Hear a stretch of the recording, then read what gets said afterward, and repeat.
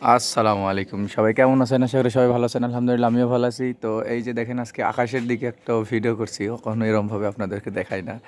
তো আষাঢ় মাস পড়ে গেছে, কবুতরের গায়ের মনিটিং হবে এখন, গিরিবাজ কবুতর আমরা যারা পালি তো সবাই জানেন। তো এই যে ভাবছি একটু রোদের ভিতর ভিডিও করি।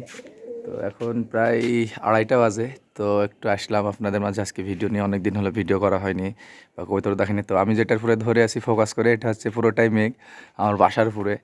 আর এই যে এইদিকে নীল আকাশ দেখেন, অসাধারণ মাশাআল্লাহ। আল্লাহর কি অসীম সৃষ্টি দেখেন। তো ভাবলাম যে আমি একা দেখবো, এখন আপনাদেরকেও দেখাই। তো এরই মাঝে কবুতর তো ধরি, তো দেখানো বলতে অনেক দিন হলে একটা কবুতর দেখাইনি, ধরা হয়েছে রিলসে, শুধু পিক দেখেছেন। তো আসেন সেই কবুতরটার সঙ্গে পরিচয় করাই আপনাদের। এই সে একটা মাদি জাকফুলোর বা ন্যাংটা। এটা আমাদের রাজশাহীতে জাকফুলোর ন্যাংটা মাদি, পিওর জাকফুলোর ন্যাংটা, মানে কোনো জায়গায় কোনো খুঁত নাই আর। আর এটা রাজশাহীর বাইরে যে কোনো জায়গায় গেলে এটারে গররা বলে। তো এই একটা মাদি কবুতর অনেক দিন আগে ধরেছি, এবং তার সঙ্গে একটা জাগ ন্যাংটা নরের জোড়া দিয়েছি, গিরিবাজ কবুতর।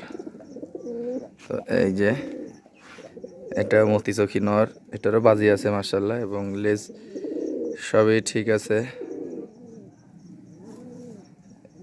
লেজ শুধু দুই পাশে দুইটা কালো। তো তারপর এই যে দেখেন, এর আগে ছিল পিওর জাগন্যাংটা, তো সেটা তো অনাকাঙ্ক্ষিত কারণে বিক্রি করে ফেলেছিলাম।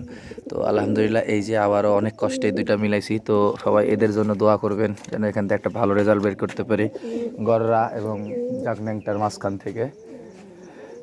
আর কবুতর আরও ধরেছি একটা, আপনাদেরকে অবিশ্বাস্য গল্প শোনাবো নি। তো সেটা আরেকটা ভিডিওতে আপনাদের দেখাবো ইনশাল্লাহ। তো সবাই ভালো থাকবেন, সুস্থ থাকবেন, আল্লাহ হাফেজ, আসসালামু আলাইকুম।